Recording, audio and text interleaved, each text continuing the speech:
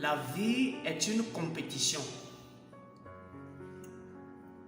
Je répète, je dis bien, la vie est une compétition avec grand C, une concurrence intense. Chers amis, je suis désolé si vous êtes... je suis vraiment désolé pour les âmes sensibles. Si vous êtes quelqu'un de sensible, alors je vous conseille de ne pas poursuivre la vidéo pour que vous ne soyez pas blessé. La vie est une compétition. Alors, mais si vous êtes curieux, suivez jusqu'à la fin et vous saurez comment est-ce que des fois nous disons que la vie n'est pas une compétition. Je ne suis pas obligé de rentrer en compétition. Je donne à manger à ma famille, j'ai un boulot, j'ai mes enfants. Je donne, je nourris ma belle famille, bon, ça s'arrête là. Je ne suis pas obligé de rentrer en compétition avec qui que ce soit. Chers amis, je suis 100% d'accord. Je ne suis pas contre, mais parfois, si tu ne veux pas compétir, la vie t'oblige à compétir. Et si tu ne veux pas compétir, ce serait difficile de survivre. Et j'aimerais par ici nous dire, arrêtons un moment d'être hypocrite. Arrêtons de passer à côté de la vérité et venons ensemble analyser cet effet. Je peux dire que le commencement de la vie, le début de la vie est une compétition. Et celui qui refuse de compétir, celui qui dit « j'ai pas besoin de compétir », le jour que tu arrêtes de compétir, tu meurs. Je répète, celui qui refuse de compétir meurt.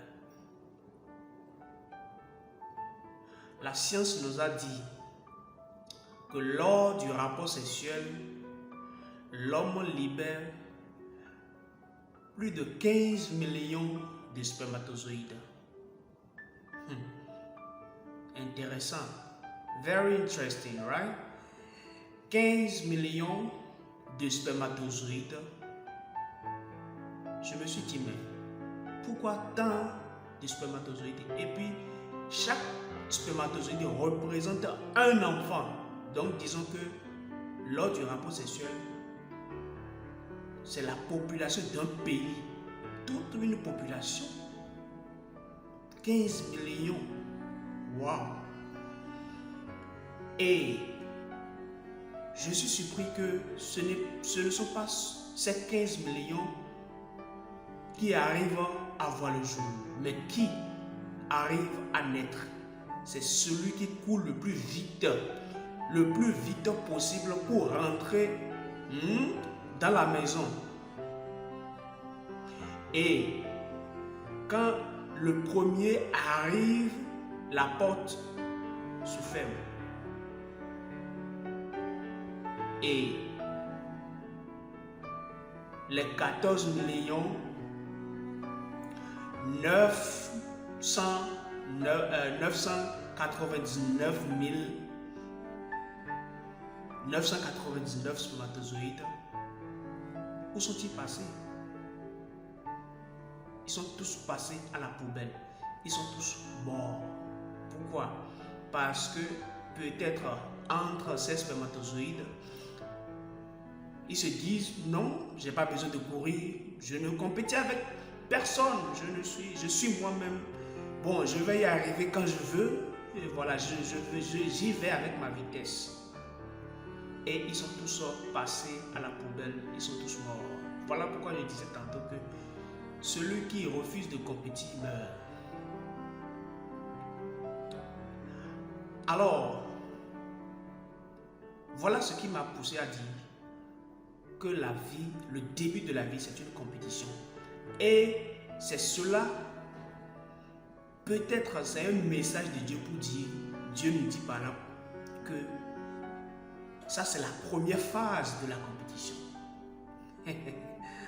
C'est la première phase de la compétition. Et le jour où tu nais, le jour où tu sors du ventre de ta maman, et puis voilà, tu cries, tu pousses le premier cri. Ce premier cri, qu'est-ce que cela veut dire? Oh, j'ai encore devant moi, j'ai fini la première compétition et me voici encore devant une autre compétition. Tant de compétitions que j'ai à faire. C'est un message de Dieu pour dire, c'est la première compétition. Et quand tu vis, quand tu nais comme ça, la compétition continue jusqu'à ta mort. Beaucoup disent, je n'ai pas à compétir, je fais pour moi, je suis content de ce que je suis. Oui, la compétition qu'on ne doit pas faire, c'est laquelle? C'est la compétition du m'as-tu vu? Ton voisin achète de Lamborghini et malgré que tu n'as pas les moyens, tu es allé t'endetter et pour montrer à l'autre que toi aussi tu vaux quelque chose. Ça, c'est une compétition du m'as-tu vu? Mais à part cela, la vie est une compétition. Asseyez-vous très bien, j'ai beaucoup de preuves.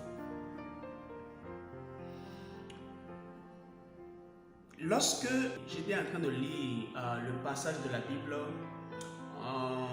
Jacob et Ésaü. Le père d'Ésaü lui dit, j'ai faim. Va dans la brousse, me tuer un gibier, tu reviens, tu me prépares à manger, et puis je fais quoi? Bon, je mange et puis je te bénis. Souvent, on accuse Jacob parce qu'il a mal fait.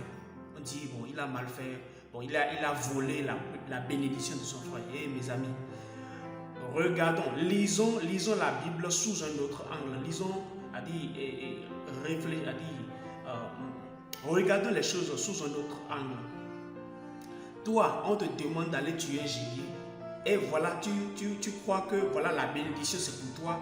Ce n'est pas pour quelqu'un d'autre. Donc tu te permets de passer toute la journée dans la forêt. Mon frère, si tu n'es pas prêt, si tu ne veux pas le faire, le service que tu n'es pas prêt à rendre, quelqu'un est là. Quelqu'un qui n'a même pas ton niveau. Beaucoup disent que oui, non, bon, c'est parce que Ésaü a vendu le droit d'aînesse à son frère. Voilà pourquoi sa bénédiction lui a été arrachée. Non. Bon, je suis d'accord, mais est-ce que toi qui me suis, il y a beaucoup d'opportunités, il y a beaucoup de postes. Tu es qualifié pour ce poste. Mais tu vois que c'est celui qui n'est pas qualifié.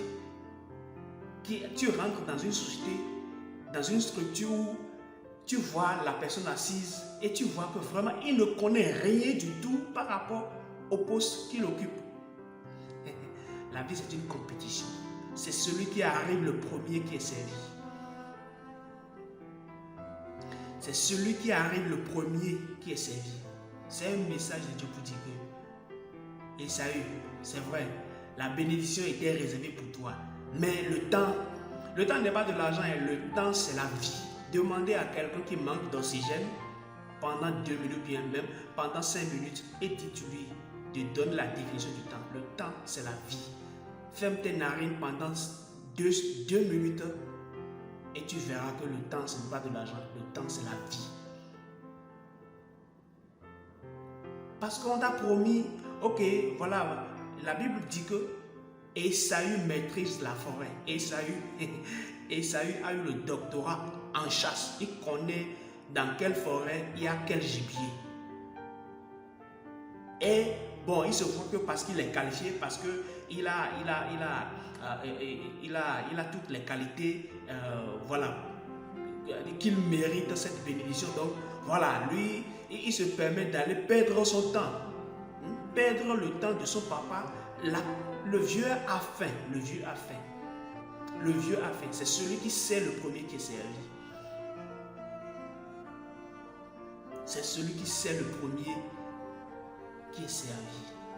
Est-ce que, bon, vous qui dites que voilà, bon, Je suis d'accord parce que Esaü a vendu son droit d'aînesse, mais est-ce que c'est parce que tu as vendu ton droit d'aînesse que tu vois que le poste que tu mérites vraiment, on ne te l'accorde pas et c'est quelqu'un qui n'a jamais fait cette filière qui est là. La Bible dit que Jacob n'a jamais mis pied dans la brousse. Lui, c'est un garçon de maison. Lui, il mange, voilà, il mange tout ce qu'il trouve dans les casseroles à la maison. On dit que Esaü est un garçon de brousse. Il maîtrise la forêt. Il maîtrise la forêt. Ce n'est pas parce que tu as des diplômes dans ce domaine, bon, tu te permets, bon, voilà, tu croises les bras, tu dis, voilà, que pour toi, ça va venir. Et voilà, non, la vie, c'est une compétition intense, incroyable. La vie, c'est une compétition. Celui qui arrive le premier est servi. Celui qui arrive le premier, et il peut même bricoler, il arrive à satisfaire, à rendre le service qu'il faut. Bon, on le bénit. Beaucoup de chrétiens aujourd'hui, bon, au lieu, tout le monde commence le travail à 7h, à 8h, lui il vient à 10h, il vient à 11h, il dit voilà, non, que la vie n'est pas une compétition, voilà que, voilà, lui, et Dieu va le bénir, et il sait que pour lui va venir. Vraiment, la vie c'est une compétition. La vie c'est une compétition. Même dans la Bible, Dieu a organisé une concurrence. Dieu a organisé une concurrence. Je me souviens de la partie, ça doit être, voilà, la piscine de Bethsaïda. On dit, la piscine de Bethsaïda, il y a beaucoup de malades. Et quand l'ange descend dans la piscine et remue l'eau, et toi tu n'arrives pas à te jeter dans la piscine, et quelqu'un d'autre vient avant toi, quelqu'un d'autre se jette dans la piscine avant toi, mais c'est fini, tu vas attendre peut-être la prochaine fois. Le premier qui rentre dans la piscine est servi. Si la vie n'est pas une compétition, alors pourquoi est-ce que Dieu même... La Bible n'a pas dit que ce sont les hommes qui ont organisé cette compétition. Ce n'est pas les hommes. On dit, voilà, que l'ange descend. L'ange descend. Ce n'est pas qu'on dit, voilà, le marabout est là, il remue l'eau. Et si toi, tu n'es pas le premier, voilà, tu arrives et tu seras guéri. Non. Et le gars, il est là pendant 38 ans. Il a été malade. Il a été au bord de la piscine pendant 38 ans. 38 ans. 12 mois fois 38. Pourquoi? Parce que j'ai dit, non, pour moi, va venir. Pour moi, va venir. Bon, je n'ai pas besoin de compétir. Et il a fallu la miséricorde de Jésus, l'arrivée de Jésus pour le secours. Tu veux, mon frère. Bon, comme tu n'as pas vite compris, voilà, tu as perdu tout ce temps. Bon, voilà, je vais t'aider à rattraper le temps. La vie, c'est une compétition. Une compétition intense où il n'y a même pas pitié d'âme. Il n'y a pas pitié d'âme. Il n'y a pas pitié d'âme. Alors, je vais parler, cette vidéo, ça va être très long. Je vous invite à suivre la deuxième partie. La vie, c'est une compétition. La vie, c'est une compétition.